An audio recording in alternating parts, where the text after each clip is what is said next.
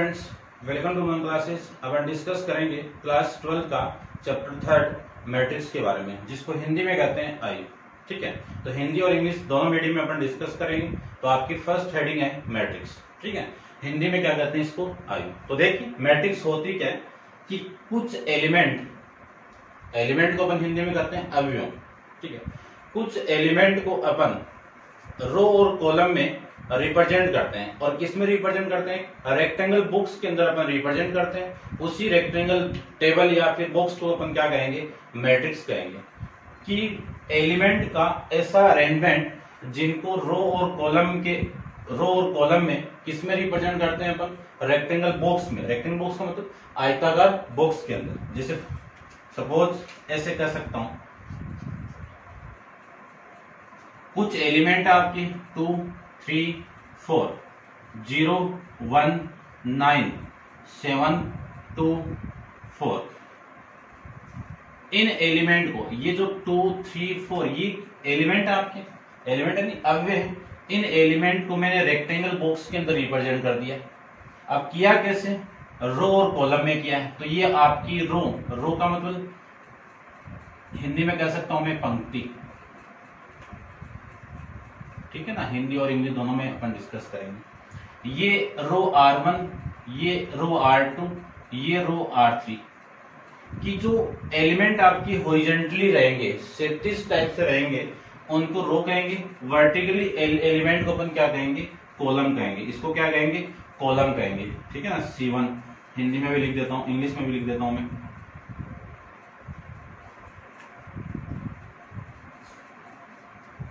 Column या फिर स्तंभ। ये आपका कॉलम C2 और ये कॉलम C3, ऐसे में इसको रिप्रेजेंट कर सकता हूं। अब ये जरूरी नहीं आप इस रेक्टेंगल बॉक्स से ही रिप्रेजेंट करो, आप इस ब्रैकेट से भी किसी मैट्रिक्स को रिप्रेजेंट कर सकते हो। ठीक है, इसमें भी कुछ भी एलिमेंट हो सकते हैं, जैसे 2, 3, 4, 5, 6, 7। ये आपका क्या है? मैट्रिक्स है। इस मैट्रिक्स के अंदर ये R1 है, ये रो R2 है, ये रो R3 है, ये कॉलम C1 है, ये कॉलम C2 है। ठीक है, इसमें रो कितनी थी आपकी? 3। इसमें नंबर ऑफ कॉलम कितने आपके? 3। इसमें नंबर ऑफ रो कितनी है? 3। और इसमें नंबर ऑफ कॉलम कितने आपके? 2। ठीक है, तो एलिमेंट को एक रेक्टेंगल बॉक्स के अंदर रो और कॉलम में रिप्रेजेंट करना ही क्या कहलाता है? आपका मैट्रिक्स कहलाता है। ठीक है, बात करते हैं इसमें ऑर्डर ऑफ मैट्रिक्स। किसकी बात करें? Order of matrix. Order of matrix Hindi में बात करूं तो हिंदी में इसको लिख सकता हूं मैं, आयु की कोटि। आयु की कोटि देखना कि मैं ये बोल दूं कि number of element, number of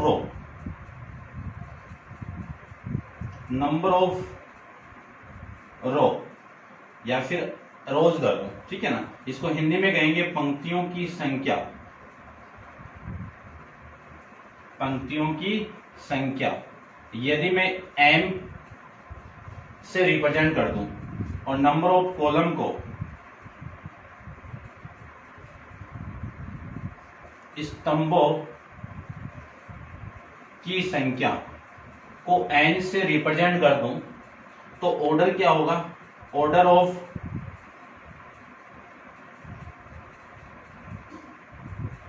matrix क्या होगा? m into n। ठीक है, यानी number of rows into number of column, इन दोनों को मैं मल्टीप्लाई कर दूंगा तो क्या आ जाएगा? ऑर्डर आ जाएगा। जैसे सपोज कि मैं इसको रिप्रेजेंट कर सकता हूं, इसमें नंबर ऑफ रो कितनी है? 3। ठीक है, तो रो को हमेशा पहले रिप्रेजेंट करेंगे, कॉलम को हमेशा बाद में रिप्रेजेंट करेंगे।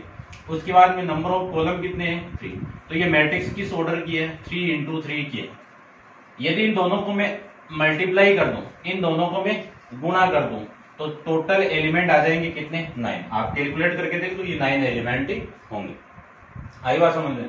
तो ये आपका क्या है? नंबर ऑफ एलिमेंट होंगे।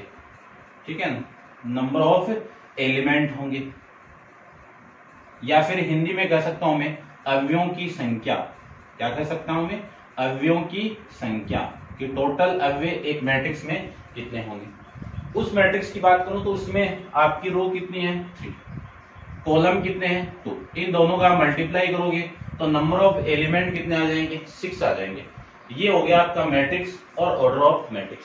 अब अपन डिस्कस करेंगे general form of A matrix कि एक मैट्रिक्स की ऑफ ए मैट्रिक्स हिंदी में कहते हैं आयु का व्यापक रूप। मान लीजिए कोई मैट्रिक्स आपको ऐसे दिया हुआ है कि A इक्वल टू कोई मैट्रिक्स है, उसके व्यापक रूप को अपन रिप्रेजेंट करेंगे I और J से, I और J, और किस ऑर्डर में कह सकता हूं M इंटू M। इसका मीनिंग समझना कि मैं ये बोलूं कि इसमें रो कितनी है आपकी I है, और यानी I वाला एलिमेंट है और ये J वाला एलिमेंट है। M किसको रिप्रेजेंट करता है टोटल नंबर ऑफ रो को, N किसको रिप्रेजेंट करेगा टोटल नंबर ऑफ कॉलम को, ठीक है ना, पंक्तियों की संख्या और स्तंभों की संख्या को। अब इसको मैं रिप्रेजेंट करूंगा कि A, यदि मैं फर्स्ट एलिमेंट की बात करूं, इसमें लिख देता हूं देखना ध्यान से, फर्स्ट एलिमेंट फर्स्ट रो की बात करूं तो इस I की वैल्यू क्या आएगी 1 आएगी। तो ध्यान से समझना क्योंकि अपन डिटरमाइन में भी यूज करेंगे और इसमें भी यूज करेंगे, एलिमेंट आपको यहाँ पे मानने पड़ेंगे। देखो A1 1, A1 2, ठीक है। अब इसमें कॉलम आपका यानी कॉलम सेकंड हो गया और ये आपकी रो फर्स्ट है। फिर A1 3, उसके बाद में फिक्स कौन है आपका रो फिक्स है तो इसका एलिमेंट कितना होगा A1 J, फिर कहां तक जाएगा ये A1 N तक, ठीक है। अब इसका मीनिंग समझ गए होंगे कि 1 1 किसको रिप्रेजेंट कर रहा है पंक्ति को रिप्रेजेंट कर रहा है। ये सारे एलिमेंट किसके हैं पंक्ति फर्स्ट के हैं, रो फर्स्ट के हैं। फिर मैं बात करूं सेकंड रो की तो A21 A22 A23, इसमें को क्या लिख सकता हूं मैं A2J लास्ट A2N ऐसे लिख सकता हूं। फिर मैं इसमें ये बात करूं कि इसके बाद में जो एलिमेंट आएगा वो क्या आएगा, देखो चेंज हो रहा है A1 2 3, तो इसको लिख सकता हूं मैं I लिख दो इसको I1। उसके बाद में ये जो एलिमेंट होगा वो क्या लिख दूं मैं इसको AN1, ठीक है। अब इसको देखो AI2 और AI3, इसको लिख सकता हूं मैं AIJ। उसके बाद में ये वाला एलिमेंट हो जाएगा आपका AIN वाला। फिर मैं इसकी बात करूं तो इसमें एलिमेंट कौन सा होगा ये आपका N, यानी AN2 AN3,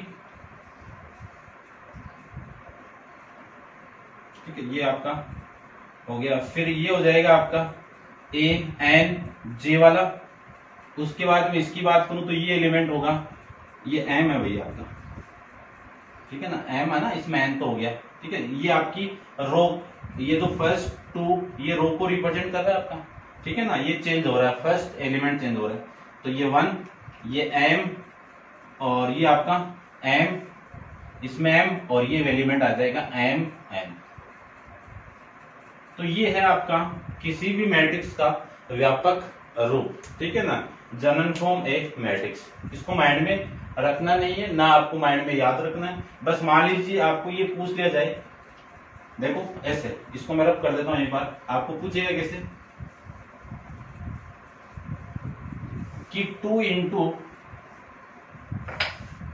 क्या पूछेगा 2 इंटू 3 ऑर्डर की आपको मैट्रिक्स बतानी है, इस ऑर्डर की मैट्रिक्स बतानी है। इसका मतलब क्या है, रो तो आपकी कितनी है 2, कॉलम कितने आपके 3, ठीक है, ध्यान रखना। तो मुझे एक मैट्रिक्स निकालनी है, इसको कैसे सोल्व करेंगे देखना ध्यान से। 2 आपके क्या है रो, जिसको मैं लिखूंगा A11 A12, ठीक है, कॉलम 3 होने चाहिए तो A13, ये देखो 3 आ गए। फिर इसकी बात करूं तो सेकंड रो A21 A22 और A23। अब इसको चेक कर लो, ये R1 आपका, और ये रो R2, ये कॉलम C1, ये कॉलम C2, ये कॉलम C3। ठीक है, ये किस ऑर्डर की मैट्रिक्स हो गई? 2 into 3 ऑर्डर की। ऐसे आपको फाइंड आउट करना पड़ेगा। ठीक है, वो माइंड में रहे तो आपकी मर्जी, लेकिन आपको इस तरह से आप इसको फाइंड आउट करना पड़ेगा। जैसे फॉर एग्जाम्पल में और ले लूं कि मान लीजिए आपको 2 into 2 ऑर्डर की एक मैट्रिक्स निकालनी है, तो 2 into 2 की ऑर्डर की मैट्रिक्स, इसका मीनिंग क्या है कि नंबर ऑफ रो 2 है, नंबर ऑफ कॉलम भी कितने हैं? 2। एलिमेंट होंगे कौन कौन से? A11, A12। इसका मीनिंग देखो, ये फर्स्ट रो और फर्स्ट रो का एलिमेंट है, और ये आपका फर्स्ट कॉलम का एलिमेंट है, और ये 2 किसको रिप्रेजेंट करेगा? फर्स्ट रो सेकंड कॉलम का एलिमेंट। अब मैं बात करूं इसकी, तो ये क्या रिप्रेजेंट करेगा? सेकंड ऑर्डर, सेकंड रो और फर्स्ट कॉलम का एलिमेंट। इसके बाद में A22 की बात करूं तो ये किसको रिप्रेजेंट करेगा? 2, तो कि ये जो एलिमेंट है वो सेकंड रो का है, और ये 2 रिप्रेजेंट करेगा कि ये एलिमेंट आपका किसका है? सेकंड कॉलम का है। ये आपको ध्यान में इतना रखना। ठीक है, उसके बाद में नेक्स्ट हेडिंग अपन डिस्कस करते हैं। आप वीडियो पॉज करो और इसको नोट डाउन कीजिए।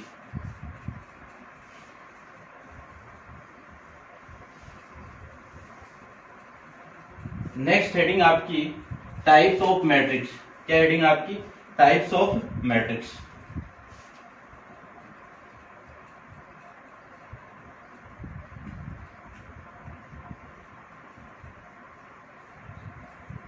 हिंदी में कह सकता हूं मैं आयुओं के प्रकार।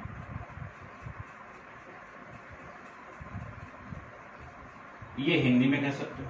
फर्स्ट आपका कॉलम मैट्रिक्स। फर्स्ट क्या आपकी? Column matrix.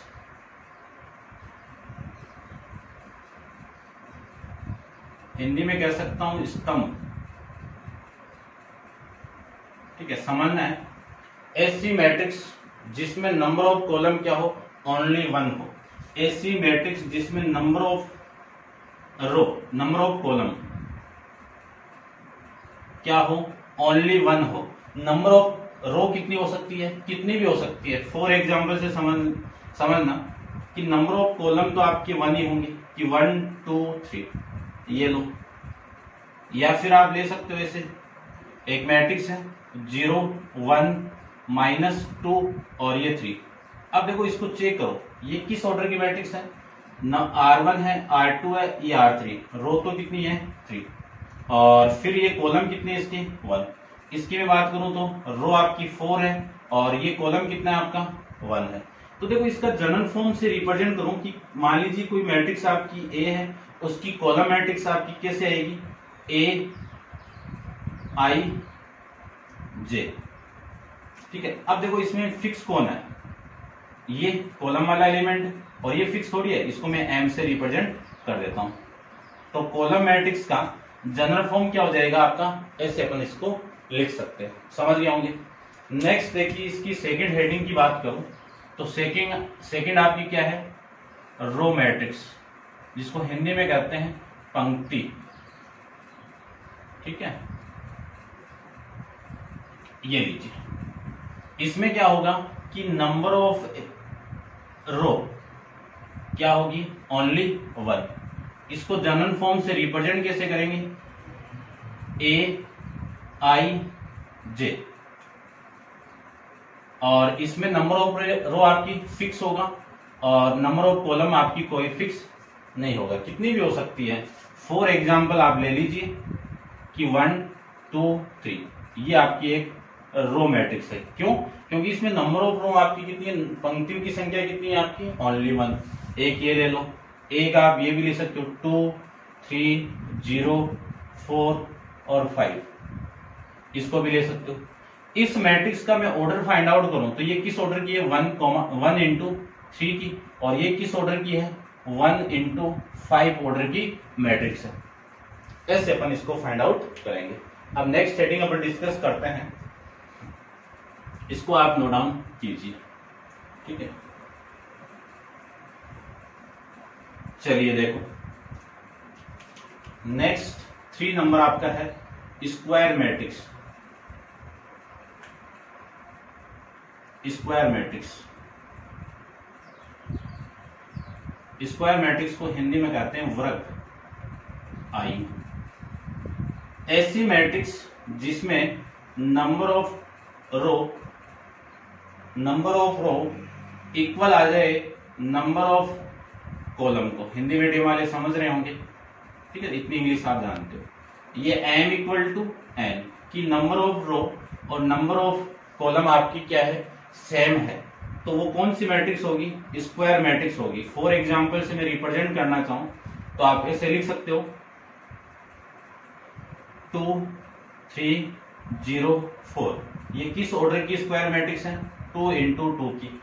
फिर मैं ऐसे लिख सकता हूं कि एक मैट्रिक्स है स्क्वायर मैट्रिक्स 2 3 0 -1 2 1, और ये आपका 0 1 और 4 या 2 ले लो, यहाँ पे 2 मत लो, ठीक है ना, क्योंकि डायगोनल एलिमेंट सेम हो गए ना, कुछ ले लो इसकी जगह 0 ले लो, ये लीजिए। ऐसे मैं इसको स्क्वायर मैट्रिक्स कह सकता हूं। इसको ध्यान में रखना है, बहुत इंपॉर्टेंट है। डिटरमिनेंट अपन यूज करेंगे सराउंडिंग के अंदर, क्योंकि किसी भी स्क्वायर मैट्रिक्स का डिटरमिनेंट फाइंड होगा और अदर मैट्रिक्स का डिटरमिनेंट फाइंड आउट नहीं होगा, ठीक है। उसके बाद में फोर्थ अपन डिस्कस करते हैं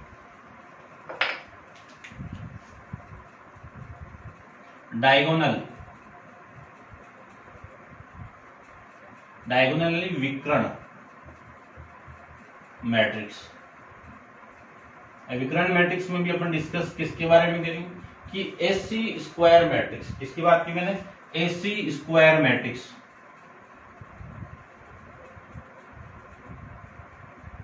जिसके डायगोनल एलिमेंट क्या हो, जिसके, देखो मैं शॉर्ट में लिख रहा हूं इसके, जिसके आप लिख लेना साथ साथ में कि एसी स्क्वायर मैट्रिक्स जिसके डायगोनल एलिमेंट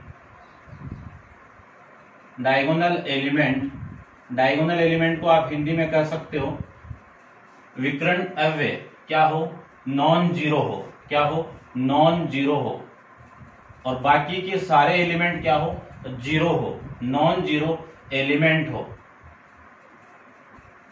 यानी शून्य नहीं हो, एलिमेंट हो, उसी को अपन क्या कहेंगे, डायगोनल मैट्रिक्स कहेंगे, डीएम कहेंगे, ठीक है। जैसे फॉर एग्जांपल से मैं समझाना चाहूं आपको कि एक मैट्रिक्स आपकी डायगोनल है, स्क्वायर मैट्रिक्स बोले तो number of column, number of row और नंबर ऑफ कॉलम आपके सेम होंगे।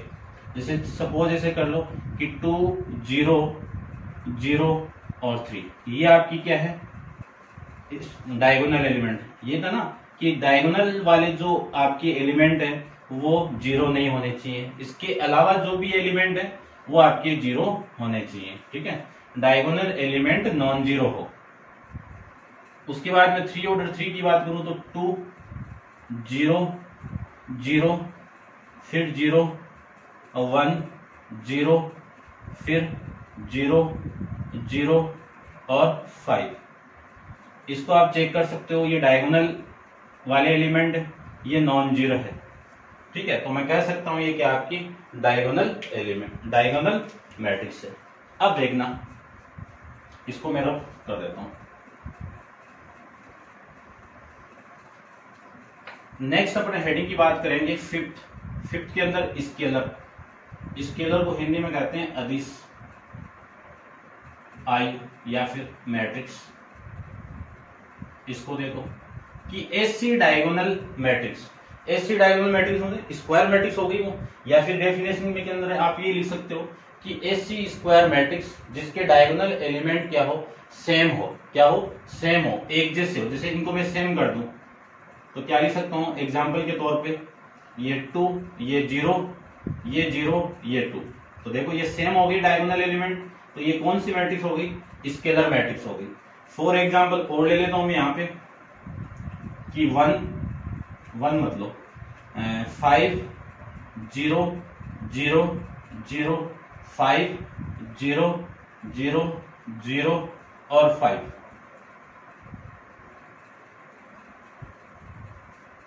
ये लीजिए, ठीक है। यानी इसमें मैं दो तरीके से डेफिनेशन को लिख सकता हूं। क्या लिख सकता हूं, फर्स्ट डेफिनेशन आपकी कि AC diagonal element, AC diagonal matrix की बात करूं तो ये मैट्रिक्स होगी एसी डायगोनल मैट्रिक्स जिसके डायगोनल वाले एलिमेंट क्या हो, सेम हो, वो कौन सी मैट्रिक्स कहलाती है, आपकी स्केलर मैट्रिक्स कहलाती है, ठीक है। अब देखो अपन बात करें स्क्वायर वाले की बात करें, स्क्वायर की तरह कि ऐसी स्क्वायर मैट्रिक्स जिसके डायगोनल वाले एलिमेंट क्या हो, सेम हो, वो क्या कहलाएंगे, आपके स्केलर कहलाएगी। ठीक है, उसके बाद में डिस्कस करते हैं अपन आइडेंटिटी। 6 नंबर पे डिस्कस करेंगे आइडेंटिटी, ये इंपॉर्टेंट है। आइडेंटिटी को आप हिंदी में कह सकते हो इकाई, या फिर कह सकते हो तस्मक मैट्रिक्स, ये कह सकते हो कि ऐसे स्केलर मैट्रिक्स जिसके डायगोनल वाले एलिमेंट क्या हो, यूनिटी हो। ऐसी स्केलर मैट्रिक्स जिसके डायगोनल वाले एलिमेंट क्या हो, यूनिटी हो। यहाँ पे डायगोनल एलिमेंट क्या है, 2 2 है, इसकी जगह मैं 1 1 कर दूं, 1 0 0 और 1। ये किस ऑर्डर की है, 2 into 2 ऑर्डर की आइडेंटिटी मैट्रिक्स है। मैं 3 की बात करूं, 3 ऑर्डर की मैट्रिक्स की बात करूं तो 1 0 0 0 1 काम आएगा, बहुत ज्यादा इंपॉर्टेंट है ये 0 ये 0 ये 0 ये 1। इसी को कहेंगे अपन 3 into 3 ऑर्डर की आइडेंटिटी मैट्रिक्स या फिर यूनिट मैट्रिक्स कह सकते हो आप। इसको रिप्रेजेंट करते हैं हमेशा कैपिटल आई से। इस मैट्रिक्स को, आइडेंटिटी मैट्रिक्स को हमेशा रिप्रेजेंट करेंगे आई से। ठीक है, ये भी आप ध्यान में रखना है। नेक्स्ट हेडिंग की बात करूं तो नेक्स्ट हेडिंग आपकी है जीरो मैट्रिक्स।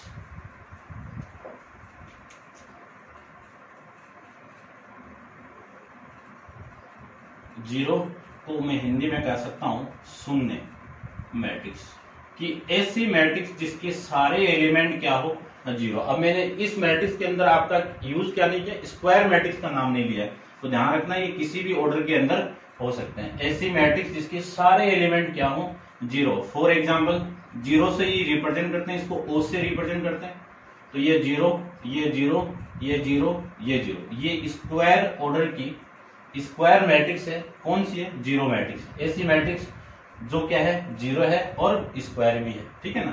फिर मैं बात कर दूं कि एक मैट्रिक्स ऐसे ले लेता हूं मैं, ऐसे ले लो, zero zero zero zero zero zero. अब ये आपकी स्क्वायर मैट्रिक्स नहीं है। क्यों नहीं है, क्योंकि ये 2 into 3 ऑर्डर की एक जीरो मैट्रिक्स है। तो ये तो आपका क्या था, टाइप्स ऑफ मैट्रिक्स।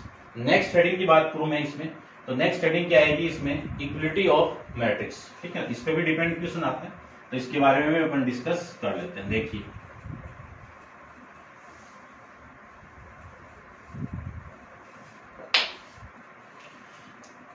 हेडिंग आपकी इक्वलिटी ऑफ ए मैट्रिक्स।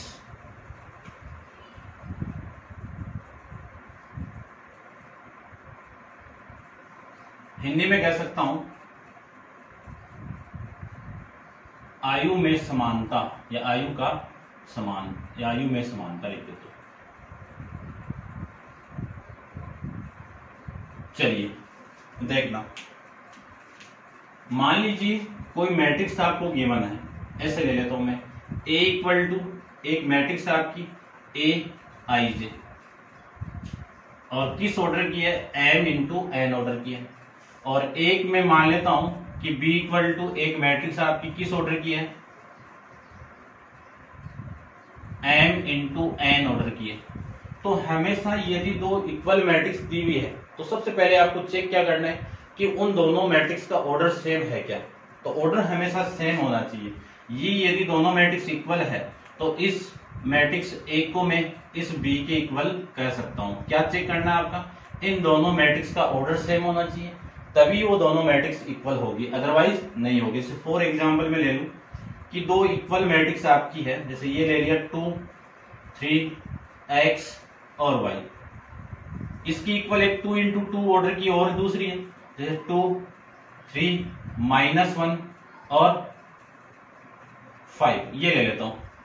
तो सबसे पहले ये दोनों मैट्रिक्स इक्वल है तो इनका ऑर्डर चेक करना। देखो ऑर्डर सेम है, 2 into 2 की है, ये भी 2 into 2 की है।